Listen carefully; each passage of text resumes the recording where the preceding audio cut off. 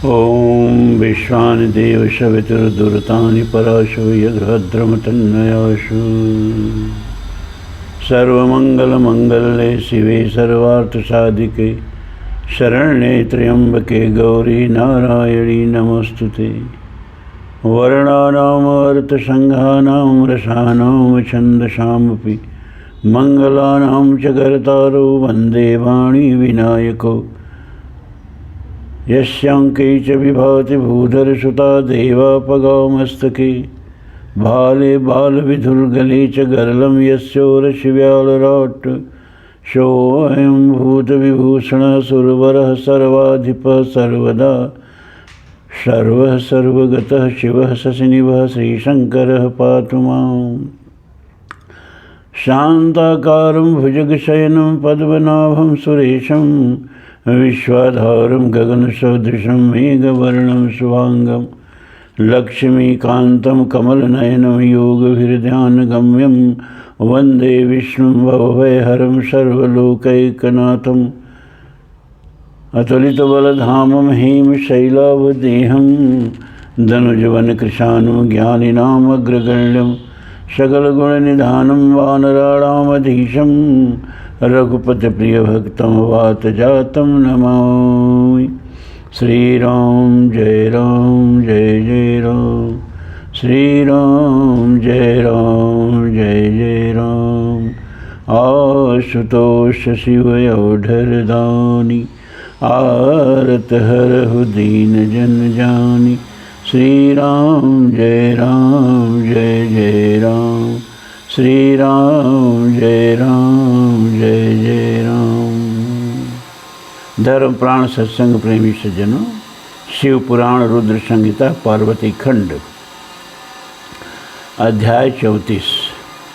सप्तर्षियों के समझाने तथा मेरुआद के कहने से पत्नी सहित हिमवान का शिव के साथ अपनी पुत्री के विवाह का निश्चय करना तथा सप्तर्षियों का शिव के पास जा उन्हें सब बात बताकर अपने धाम को जाना। अड़ गए थे ना कि हम नहीं शादी करेंगे, तो सप्तर्षियों ने बहुत समझाया तो अंत में उन्होंने स्वीकार कर लिया। तो सप्तर्षि शिव जी के पास जाके बताए कि अब आपका विवाह कटे उटेगा नहीं, हम लोग बना आए हैं, अब आप लोग विवाह की तैयारी करें। तो हिमवान का भगवान शिव के पास लगन पत्रिका भेजना, विवाह के लिए आवश्यक सामान जुटाना, मंगलाचार का आरंभ करना, उनका निमंत्रण पाकर पर्वतों और नदियों का दिव्य रूप में आना, पूरी की सजावट तथा विश्वकर्मा द्वारा दिव्य मंडप एवं देवताओं के निवास के लिए दिव्य लोक का निर्माण करवाना।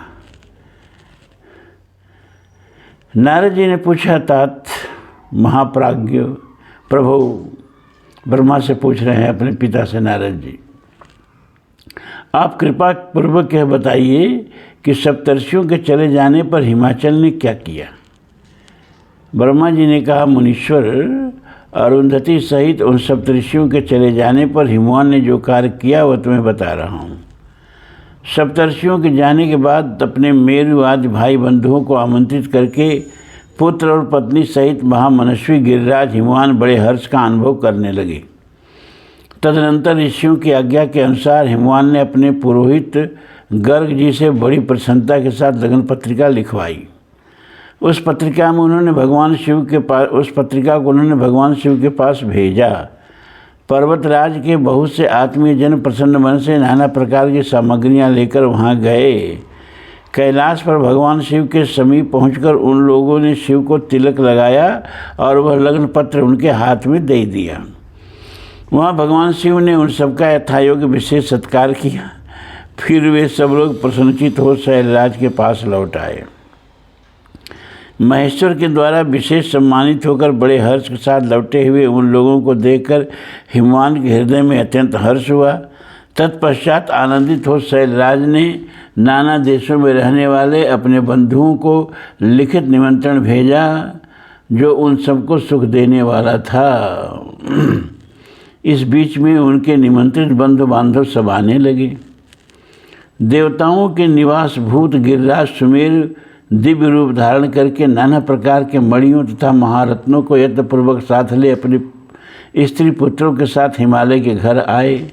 मंदराचल, अस्ताचल, उदयाचल, मलय, दरदुर, निषद, गंधमादन, करवीर, महेंद्र, पारियात्र, क्रौच, पुरुषोत्तम शैल, नील, चित्रकूट, त्रिकूट, वेंकट, श्रीशैल, गोकामुख, नारद, विंध्य, कारंजर, कैलाश तथा अन्य पर्वत दिव्य रूप धारण कर अपने स्त्री पुत्रों के साथ बहुत सी भेंट सामग्री लेकर वहाँ उपस्थित हुए।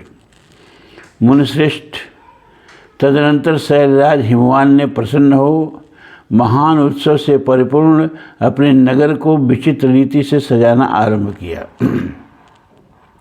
सड़कों को झाड़ बुहार कर उन पर छिड़काव कराया, उन्हें बहुमूल्य साधनों से सुसज्जित एवं सुशोभित किया। रेशम की डोरी में आम के पल्लों बांधकर बंधनवारें बनवाई और उन खंभों के चारों ओर लगवा दिए। मालती के फूलों की मालाएं उस आंगन में सब ओर लटका दी गई। सुंदर तोरणों से वह आंगन का भाग अत्यंत प्रकाशमान जान पड़ता था। गर्ग मुनि को आगे करके अपनी पुत्री को लिए प्रस्तुत करने योग्य सारा उत्तम मंगल कार्य संपन्न किया। उन्होंने विश्वकर्मा को बुलाकर आदरपूर्वक एक मंडप बनवाया जिसका विस्तार बहुत अधिक था। वेदी याद के कारण वह मंडप बहुत मनोहर जान पड़ता था। देवर से वह मंडप कई योजन विस्तृत था। अनेक शुभ लक्षणों से युक्त नाना प्रकार के आश्चर्यों से परिपूर्ण था। वहाँ अस्थावर और जंगम सभी वस्तुएं कृत्रिम बनी थी, परंतु असली वस्तुओं के समान प्रतीत होती थीं। वहाँ की अस्थावर वस्तुओं से जंगम और जंगम वस्तुओं से अस्थावर पराजित हो रहे थे, अर्थात वे एक दूसरे से बढ़कर शोभाशाली और चमत्कारपूर्ण थे। कई कृत्रिम स्त्रियां थीं जो पुरुषों के साथ नृत्य करती हुई देखी जाती थीं। वे कृत्रिम होने पर भी सब लोगों की ओर देखती और उनके मन को मोह में डाल देती थी। उसी विधि से मनोहर द्वारपाल बने थे जो अस्थावर होने पर भी जंगमों के समान जान पड़ते थे।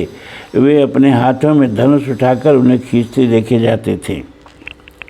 द्वार पर कृत्रिम महालक्ष्मी खड़ी थीं जिनकी रचना अद्भुत थी। वह समस्त शुभ लक्षणों से संयुक्त दिखाई देती थीं।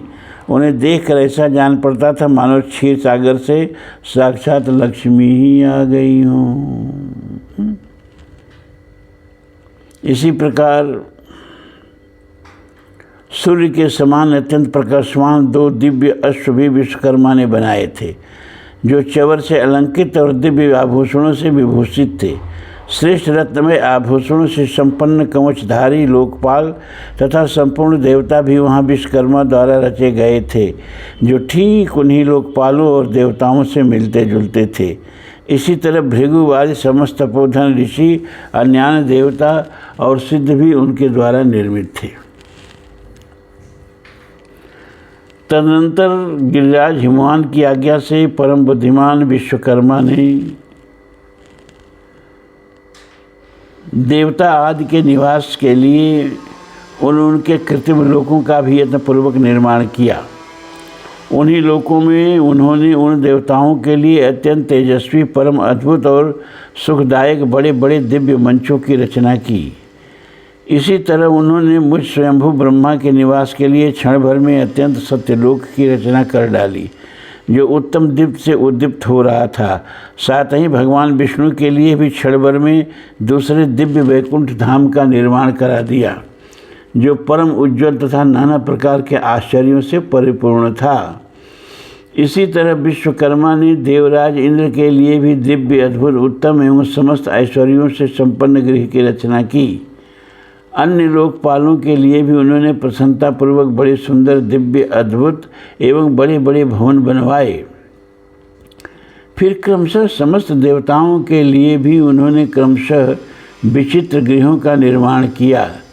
परम बुद्धिमान विश्वकर्मा को भगवान शंकर का महान वर प्राप्त था, इसलिए उन्होंने शिव के संतोष के लिए क्षण भर में इन सब वस्तुओं की रचना कर डाली।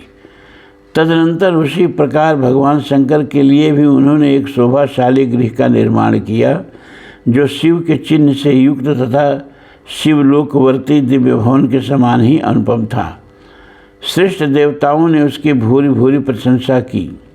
वह परम उज्ज्वल महान प्रभापुंज से उद्भासित उत्तम और अद्भुत था। विश्वकर्मा ने भगवान शिव की प्रसन्नता के लिए वहाँ ऐसी अद्भुत रचना की थी जो परम उज्ज्वल होने के साथ ही साक्षात महादेव जी को भी आश्चर्य में डालने वाली थी। इस प्रकार यह सारा लौकिक व्यवहार करके हिमाचल बड़ी प्रसन्नता के साथ भगवान शंभु के शुभागमन की प्रतीक्षा करने लगे। देवर्षि, हिमालय का यह सारा आनंददायक वृत्तांत मैंने तुम्हें कह सुनाया, अब और क्या सुनना चाहते हो? ब्रह्मा जी नारद से पूछ रहे कि और क्या सुनना चाहते हो?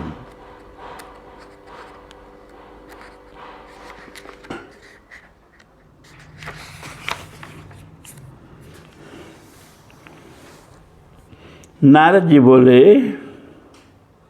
विष्णु शिष्य महाप्राज्ञ तात विधातः, आपको नमस्कार है। कृपानिधि, आपके मुँह से यह अद्भुत कथा मुझे सुनने को मिली है। अब मैं भगवान चंद्रमौल के परम मंगलमय तथा समस्त पाप राशि के विनाशक वैवाहिक चरित्र को सुनना चाहता हूँ। मंगल पत्रिका पाकर महादेव जी ने क्या किया, परमात्मा शंकर की वह दिव्य कथा सुनाइए।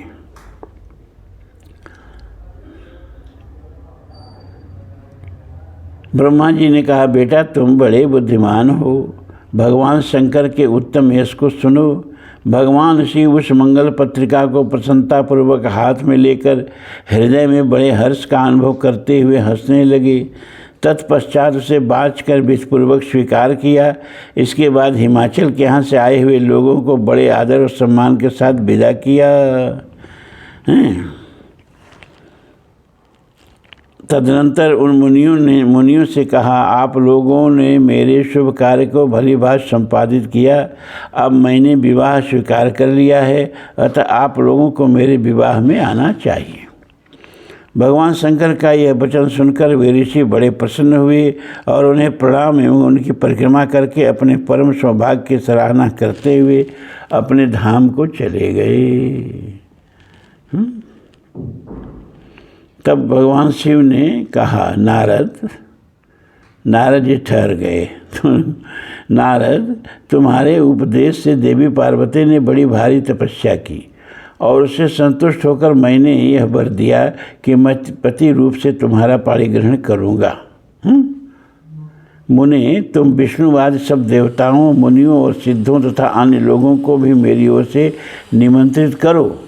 सब लोग मेरे शासन की गुरुता को समझकर प्रसन्नता और उत्साह के साथ सब प्रकार से सज धज कर स्त्री पुरुषों के साथ यहाँ आवें। ब्रह्मा जी कहते हैं, मुनि, भगवान शंकर की इस आज्ञा को सिरधार्य करके तुमने शीघ्र ही सर्वत्र जाकर उन सबको निमंत्रण दे दिया। तत्पश्चात शंभु के पास आकर उनकी आज्ञा के अनुसार तुम वहीं ठहर गए। भगवान शिव भी उन सब देवताओं के आगमन की उत्कंठापूर्वक प्रतीक्षा करते हुए अपने गणों के साथ वहीं रहे। ब्रह्मा जी कहते हैं कि मैं अपने गणों के साथ स्वतंत्रतापूर्वक शीघ्र ही कैलाश गया और भगवान शंभु को प्रणाम करके अपने सेवकों सहित सानंद वहाँ ठहरा। तदनंतर इंद्र आदि लोकपाल और उनकी स्त्रियां आवश्यक सामान के साथ खूब सज धज कर वहाँ आईं। भगवान विष्णु सुंदर वेश धारण किए हुए अपनी पत्नी और दलबल के साथ शीघ्र ही कैलाश पर्वत पर आ गए। तत्पश्चात मुनि, नाग, सिद्ध, देवता तथा अन्य लोग भी निमंत्रित हो उत्सव मनाते हुए वहाँ आए। फिर तो कैलाश पर बड़ा अद्भुत और महान उत्सव होने लगा। विष्णुवाद जो देवता भगवान शंभु की वैवाहिक यात्रा संपन्न कराने के लिए इस समय वहाँ आए थे, वे सब यथास्थान ठहर गए। भगवान शिव की आज्ञा पाकर सब लोग उनके प्रत्येक कार्य को अपना ही कार्य समझ नियंत्रित रूप से करने लगे और शिव की सेवा मानने लगे। उस समय सातों मातृकाएं वहाँ बड़ी प्रसन्नता के साथ शिव को यथा योग्य आभूषण पहनाने लगीं। मुनिश्रेष्ठ परमेश्वर भगवान शिव को जो स्वाभाविक भेष था वही उनकी इच्छा से उनके लिए आभूषण की सामग्री बन गया। उस समय चंद्रमा स्वयं उनके मुकुट के स्थान पर जा विराजे। उनका जो सुंदर ललाटवर्ती तीसरा नेत्र था वहीं शुभ तिलक बन गया। मुने कानों के आभूषणों के रूप में जो 2 सर्प बताए गए हैं वे नाना प्रकार के रत्नों से युक्त 2 कुंडल बन गए। अन्यान्य अंगों में स्थित सर्प उन अंगों के अति रमणीय नाना रत्नमय आभूषण हो गए। उनके शरीर में जो भस्म लगा हुआ था वहीं चंदन आदि का अंगराग बन गया और उनके जो गज चर्म आदि परिधान थे वे सुंदर दिव्य दुकूल बन गए। इस प्रकार उनका रूप इतना सुंदर हो गया कि उसका वर्णन करना कठिन है। वे साक्षात ईश्वर तो थे ही, उन्होंने पूरा ईश्वर प्राप्त कर लिया। तदनंतर समस्त देवता, यक्ष, दानव, नाग, पक्षी, अप्सरा और महर्षिगण मिलकर भगवान शिव के समीप गए और महान उत्सव मनाते हुए प्रसन्नतापूर्वक उनसे बोले, महादेव महेश्वर, अब आप महादेवी गिरिजा को ब्याह लेने के लिए हम लोगों के साथ चलिए, हम पर कृपा कीजिए। तत्पश्चात विज्ञान से प्रसन्न हृदय वाले भगवान विष्णु ने भगवान शंकर को भक्तिभाव से प्रणाम करके उपयुक्त प्रस्ताव के अनुरूप ही बात कही।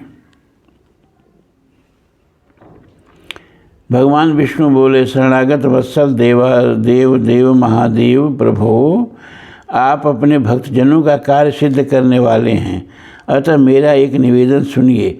कल्याणकारी संभव आप गृहसूत्रोक्त विधि के अनुसार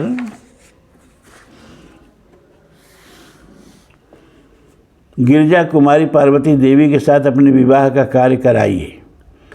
आपके द्वारा विवाह की विधि का संपादन होने पर वही लोक में सर्वत्र विख्यात हो जाएगी। अतः नाथ, आप कुल धर्म के अनुसार प्रेम पूर्वक मंडप स्थापन और नांदी मुख श्राद्ध कराइए तथा लोक में अपने यश का विस्तार कीजिए। ब्रह्मा जी कहते, नारद भगवान विष्णु के ऐसा कहने पर लोकाचार परायण परमेश्वर शंभु ने विधिपूर्वक यह सब कार्य किया। उन्होंने सारा अभ्युदय कार्य कराने के लिए मुझे ही अधिकार दे दिया था। अतः वहाँ मुनियों को साथ ले ब्रह्मा जी कह रहे हैं, मैंने आदर और प्रसन्नता के साथ वह सब कार्य संपन्न किया। महामुनि उस समय कश्यप, अत्रि, वशिष्ठ, गौतम, भागुरी, गुरु, कण्व, बृहस्पति, शक्ति, जमदग्नि, पराशर, मार्कंडेय, शिलापाक, अरुणपाल, अकृतश्रम, अगस्त्य, च्यवन, गर्ग, शिलाद, दधीच, उपमन्यु, भरद्वाज, अकृतव्रण, पिप्पलाद, कुशिक, कौत्स तथा शिष्यों सहित व्यास, ये और दूसरे बहुत से ऋषि जो भगवान शिव के समीप आए थे, मेरी प्रेरणा से विधिपूर्वक वहाँ अभ्युदयी कर्म कराने लगे। वे सब के सब वेदों के पारंगत विद्वान थे। अतः वेदोक्त विधि से वैवाहिक मंगलाचार करके ऋग्वेद, यजुर्वेद और सामवेद के विविध उत्तम सूक्तों द्वारा महेश्वर की रक्षा करने लगे। उस समय वहाँ महेश्वर के संतोष के लिए देवता आदि ने मिलकर बहुत बड़ा उत्सव मनाया। गाजे बाजे तथा गान और नृत्य हुए। अब भगवान शिव का बारात लेकर हिमालयपुरी की ओर प्रस्थान। ब्रह्मा जी कहते हैं, मुनि, तदनंतर भगवान शंभु ने नंदी आदि सब गणों को अपने साथ हिमाचलपुरी को चलने की प्रसन्नतापूर्वक आज्ञा देते हुए कहा, तुम लोग थोड़े से गणों को यहाँ रखकर शेष सभी लोग मेरे साथ बड़े उत्साह और आनंद से युक्त हो गिरिराज हिमवान के नगर चलो। फिर तो भगवान की आज्ञा पाकर गणेश्वर, शंखकर्ण, केकराक्ष, विकृत, विशाख, पारिजात, विकृत, नानन, दुंदुभ, कपाल, संधारक, कंदुक, कंडुक, विष्टभ, पिप्पल, सनादक, आवेशन, कुंड, पर्वतक, चंद्रतापन, काल, कालक, महाकाल, अग्निक, अग्निमुख, आदित्य मूर्धा, घनावह,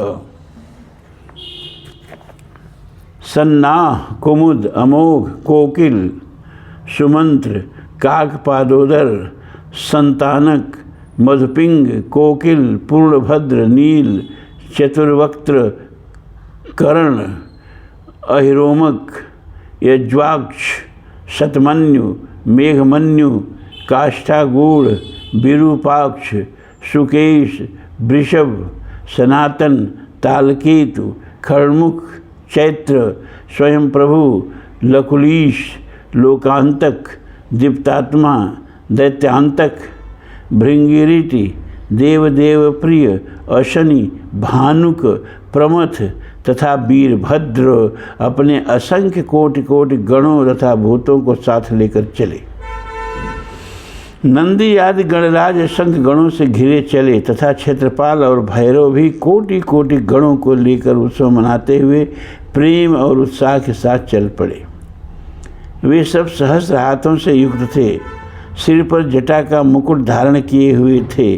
उन सब के मस्तक पर चंद्रमा और गले में नील चिन्ह थे तथा वे सब के सब त्रिनेत्रधारी थे। उन सब ने रुद्राक्ष के आभूषण पहन रखे थे, सभी उत्तम भस्म धारण किए थे और हार, कुंडल, केयूर तथा मुकुट आदि से अलंकृत थे।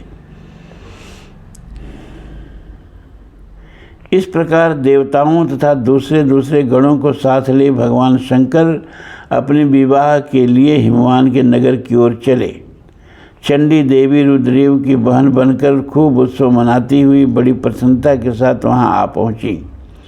वे शत्रुओं को अत्यंत भय देने वाली थीं। उन्होंने सांप के आभूषण से अपने को विभूषित कर रखा था। उनका वाहन प्रेत था। वे उसी पर आरूढ़ हो अपने माथे पर एक सोने का भरा हुआ कलश लिए चल रही थीं। वह कलश महान प्रभापुंज से प्रकाशित हो रहा था। मुने वहाँ करोड़ों दिव्य भूतगण शोभा पाते थे, जिनका रूप विकराल था। उनके रूप रंग भी अनेक प्रकार के थे। उस समय डमरुओं के डिम डिम घोष से, भेरियों के गड़गड़ाहट से और शंखों के गंभीर नाद से तीनों लोग गूंज उठे। इसी को तुलसी ने लिखा ना, जम की धार की धो बरियाता, बरात ना भैया, ये बरियाता चल रही है। दुंदुभियों की ध्वनि से महान कोलाहल हो रहा था। वह जगत का मंगल करता हुआ अमंगल का नाश करता था। देवता लोग शिवगणों के पीछे होकर बड़ी उत्सुकता के साथ बारात का अनुसरण करते थे। संपूर्ण सिद्ध और लोकपाल आदि भी देवताओं के साथ थे। देवमंडली के मध्य भाग में गरुड़ के आसन पर बैठकर लक्ष्मीपति भगवान विष्णु चल रहे थे। मुनि उनके ऊपर महान छत्र तना हुआ था, जो उनकी शोभा बढ़ाता था। उन पर चवर डुलाए जा रहे थे और वो अपने गणों से घिरे हुए थे। उनके शोभाशाली पार्षदों ने उन्हें अपने ढंग से आभूषण आदि के द्वारा विभूषित किया था।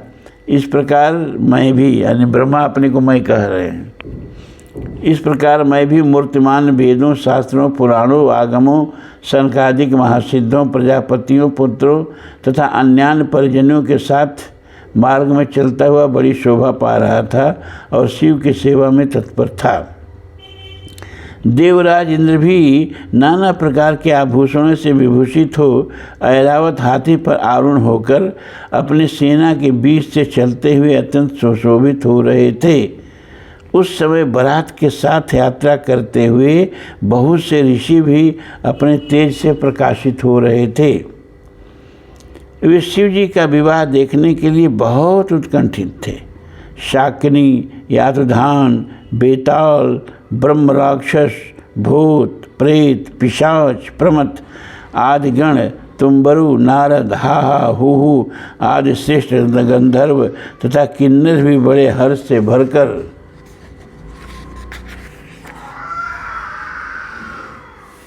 बाजा बजाते हुए चले। संपूर्ण जगन माताएं, सारी देव कन्याएं, गायत्री, सावित्री, लक्ष्मी और अन्य देवांगनाएं, ये तथा दूसरी देव पत्नियां जो संपूर्ण जगत की माताएं हैं, शंकर जी का विवाह है, यह सोचकर बड़ी प्रसन्नता के साथ उसमें सम्मिलित होने के लिए गईं। वेदों, शास्त्रों, सिद्धों और महर्षियों द्वारा जो साक्षात धर्म का स्वरूप कहा गया है तथा जिसकी अंग कांति शुद्ध स्फटिक के समान उज्ज्वल है, वह सर्वांग सुंदर वृषभ भगवान शिव का वाहन है। धर्मवत्सल महादेव जी उस वृषभ पर आरूढ़ हो सबके साथ यात्रा करते हुए बड़ी शोभा पा रहे थे। देवर्षियों के समुदाय उनकी सेवा में उपस्थित थे। इन सब देवताओं और महर्षियों के एकत्रित हुए समुदाय से महेश्वर की बड़ी शोभा हो रही थी। उनका बहुत श्रृंगार किया गया था। वे शिवा का पाणिग्रहण करने के लिए हिमालय के भवन को जा रहे थे। नारद इस प्रकार बारात की यात्रा संबंधी उत्तम उत्सव से युक्त शंभु का चरित्र कहा गया। अब हिमालय नगर में जो सुंदर वृत्तांत घटित हुआ उसे सुनो। हिमवान द्वारा शिव के बारात की अगवानी तथा सबका अभिनंदन एवं वंदन। मेनका का नारद जी को बुलाकर उनसे बारातियों का परिचय पाना तथा शिव और उनके गणों को देकर वैसे मूर्छित होना। 41वां अध्याय। ब्रह्मा जी कहते हैं, तदनंतर भगवान शिव ने नारद जी को हिमाचल के घर भेजा। वे वहाँ की विलक्षण सजावट देखकर दंग रह गए। विश्वकर्मा ने जो विष्णु ब्रह्मा आदि समस्त देवताओं तथा नारद आदि ऋषियों के चेतन से प्रतीत होने वाली मूर्तियाँ बनाई थी, उन्हें देखकर देवर्षि नारद चकित हो गए। तत्पश्चात हिमाचल ने देवर्षि को बारात बुला लाने के लिए भेजा। साथ ही उस बारात की अगवानी के लिए मैनाक आदि पर्वत भी गए। तदनंतर विष्णु आदि देवताओं तथा आनंदित हुए अपने गणों के साथ भगवान शिव हिमालय नगर के समीप सानंद आ पहुँचे।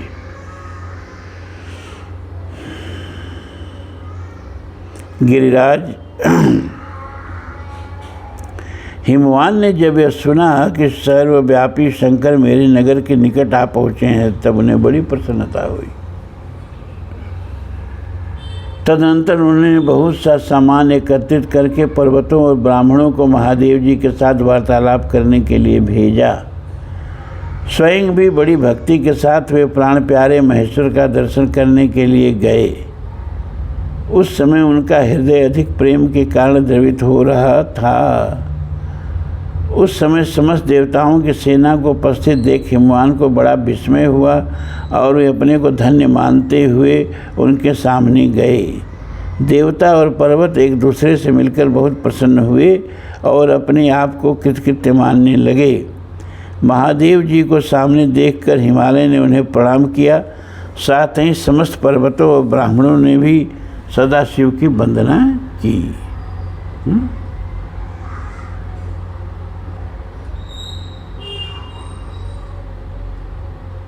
दिव्य कांति से संपन्न उन महेश्वर की सुरेश्वर गण हाथ में चवर लिए सेवा कर रहे थे। उनके बाएं भाग में भगवान विष्णु थे और दाहिने भाग में मैं यानी ब्रह्मा अपने कर मैं था। पीछे देवराज इंद्र थे और अन्य देवता आदि भी पीछे तथा अगल बगल में विद्यमान थे। नाना प्रकार के देवता आदि उनकी लोक कल्याणकारी भगवान शंकर की स्तुति करते जाते थे। उन्होंने स्वेच्छा से ही दिव्य शरीर धारण कर रखा था। वास्तव में वे साक्षात परमब्रह्म परमात्मा, सबके ईश्वर, उपासकों को मनोवांछित वर देने वाले, कल्याण में गुणों से युक्त, प्राकृत गुणों से रहित, भक्तों के अधीन रहने वाले, सब पर कृपा करने वाले, प्रकृति और पुरुष से भी विलक्षण तथा सच्चिदानंद स्वरूप हैं। उनके दर्शन के पश्चात हिमवान ने भगवान शिव के वाम भाग में अच्युत श्री हरि का दर्शन किया। भगवान के दाहिने भाग में उन्होंने 4 मुखों से युक्त महाशोभाशाली तथा अपने परिवार से संयुक्त मुझ ब्रह्मा को देखा। भगवान शिव के सदा ही अत्यंत प्रिय उन दोनों देवेश्वरों का दर्शन करके परिवार सहित गिरिराज ने आदरपूर्वक प्रणाम किया। इसके बाद मीना नारद को प्रणाम करके बोली, मुनि गिरिराज के होने वाले पति को पहले मैं देखूंगी। शिव का कैसा रूप है जिनके लिए मेरी बेटी ने ऐसी उत्कट तपस्या की है। तात उस समय भगवान शिव भी मेना के भीतर से अहंकार को जानकर श्री विष्णु और मुझसे अद्भुत लीला करते हुए बोले। शिव ने कहा, तात आप दोनों मेरी आज्ञा से देवताओं सहित अलग अलग होकर गिरिराज के द्वार पर चलिए, हम पीछे से आएंगे। यह सुनकर भगवान श्री हरि ने सब देवताओं को बुलाकर वैसा करने के लिए कहा। शिव के चिंतन में तत्पर रहने वाले समस्त देवताओं ने शीघ्र वैसी ही व्यवस्था करके उत्सुकता पूर्वक वहाँ से पृथक पृथक यात्रा की। मुनि मेना अपने मकान के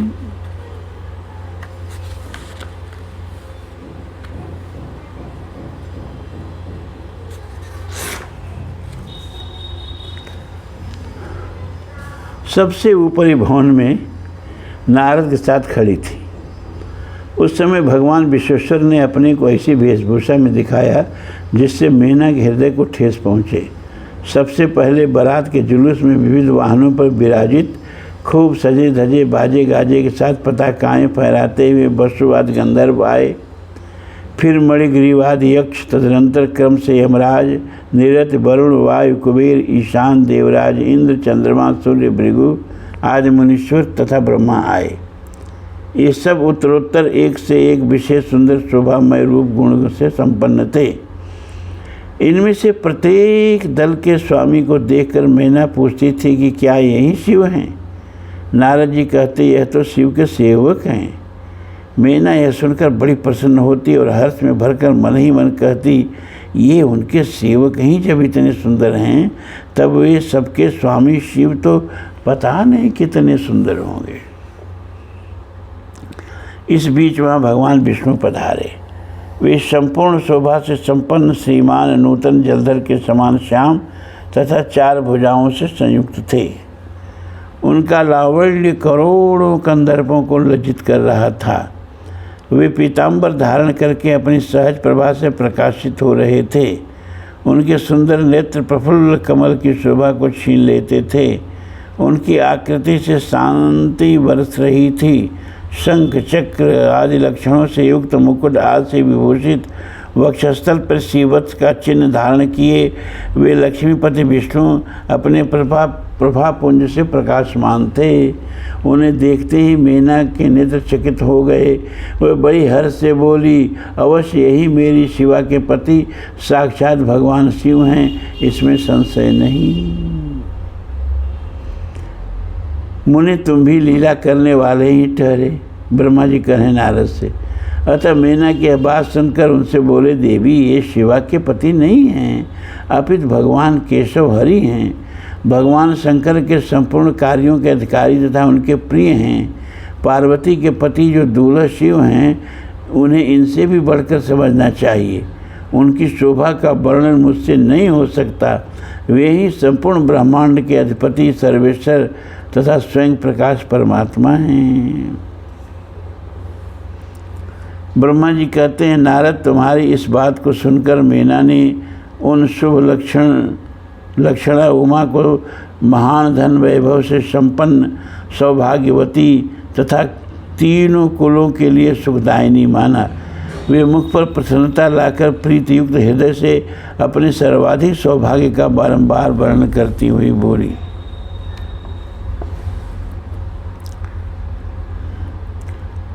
मेना ने कहा इस समय मैं पार्वती को जन्म देने के कारण सर्वथा धन्य हो गई। जिन जिन अत्यंत तेजस्वी देवताओं और देवेश्वरों का मैंने दर्शन किया है इन सबके जो पति हैं वे मेरे पुत्री के पति होंगे। भगवान शिव को पति रूप में पाने के कारण पार्वती के सौभाग्य का 100 वर्षों में भी वर्णन नहीं किया जा सकता। ब्रह्मा जी कहते नारद मेना ने प्रेम पूर्ण हृदय से जो भी उपयुक्त बात कही त्यों ही अद्भुत लीला करने वाले भगवान रुद्र सामने आ गए। तात उनके सभी गण अद्भुत तथा मेना के अहंकार को चूर्ण करने वाले थे। मुनि उन्हें आया जान तुमने मेना को शिवा के पति का दर्शन कराते हुए उनसे इस प्रकार कहा सुंदरी देखो ये साक्षात भगवान शंकर हैं जिनकी प्राप्ति के लिए शिवा ने वन में बड़ी भारी तपस्या की थी। तुम्हारे ऐसा कहने पर मेना ने बड़ी प्रसन्नता के साथ अद्भुत आकार वाले भगवान महेश्वर की ओर देखा। वे स्वयं तो अद्भुत थे ही उनके अनुचर भी बड़े अद्भुत थे। इतने में ही रुद्रदेव की परम अद्भुत सेना भी आ पहुंची जो भूत प्रेत आदि से संयुक्त तथा नाना गणों से संपन्न थी। उनमें से कितने ही बवंडर का रूप धारण करके आए थे। कितने ही पताका की मरमर ध्वनि के समान शब्द करते थे। किन्हीं के मुंह टेढ़े थे तो कोई अत्यंत कुरूप दिखाई देते थे, कुछ बड़े विकराल थे। किन्हीं का मुंह दाढ़ी मूछ से भरा हुआ था, कोई लंगड़े थे तो कोई अंधे थे, कोई दंड और पास धारण किए हुए थे तो किन्हीं के हाथों में मुदगर थे। कितने ही अपने वाहनों को उल्टे चला रहे थे, कोई सींग, कोई डमरू, कोई गोमुख बजाते थे। गढ़ों में से कितने के तो मुँह ही नहीं थे। कितनों के मुख पीठ की ओर लगे थे और बहुतों के बहुतेरे मुख थे।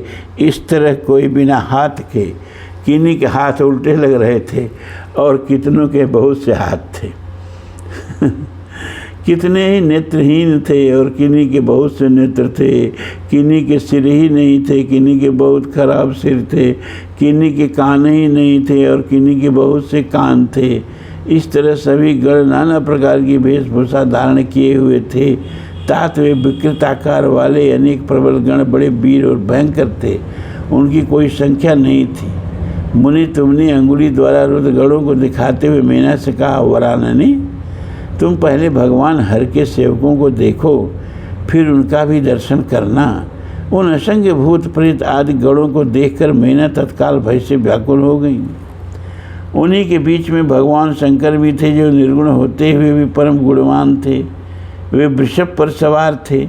उनके 5 मुख थे और प्रत्येक मुख में 3-3 नेत्र थे। उनके सारे अंगों में विभूति लगी हुई थी, जो उनके लिए भूषण का काम देती थी। मस्तक पर जटाजूट और चंद्रमा का मुकुट, 10 हाथ और उनमें से एक में कपाल लिए, शरीर पर बाघंबर का दुपट्टा और हाथ में पिनाक एवं त्रिशूल, आँखें भयानक, आकृति विकराल और हाथी का खाल वस्त्र। यह सब देखकर शिवा की माता माने पार्वती की माता बहुत डर गईं, चकित हो गईं, व्याकुल होकर कांपने लगी, उनकी बुद्धि चकरा गई। उस अवस्था में तुमने अंगुली से दिखाते हुए उनसे कहा, यही हैं भगवान शिव। तुम्हारी यह बात सुनकर सती मेना दुख से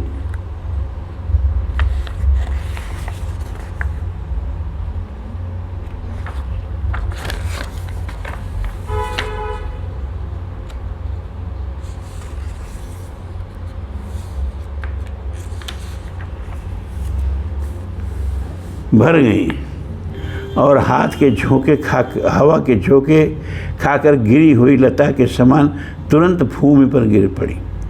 यह कैसा विकृत दृश्य है। मैं दुराग्रह में पड़कर ठगी गई, यूँ कहकर मेना उसी क्षण मूर्छित हो गई। तदनंतर सखियों ने जब नाना प्रकार के उपाय करके उनकी समुचित सेवा की, तब गिरिराज प्रिया मेना धीरे धीरे होश में आई। अब आज इतना ही। अभी तो आज 6 तारीख है ना, 7, 8, 9 3 दिन है। 3 दिन में ये पार्वती और शिव का विवाह हो जाएगा। ओम पूर्णमदः पूर्णमिदं पूर्णात् पूर्णमुदच्यते पूर्णस्य पूर्णमादाय पूर्णमेवावशिष्यते। सर्वे भवन्तु सुखिनः, सर्वे सन्तु निरामयाः, सर्वे भद्राणि पश्यन्तु, माँ कश्चित् दुख भाग भवेत्। असदो माँ सद्गमय, तमसो माँ ज्योतिर्गमय, मृत्योर्मा अमृतम गमय। ओम शांति शांति शांति। धर्म की जय हो, अधर्म का नाश हो, प्राणियों में सद्भावना हो, विश्व का कल्याण हो। हर हर महादेव।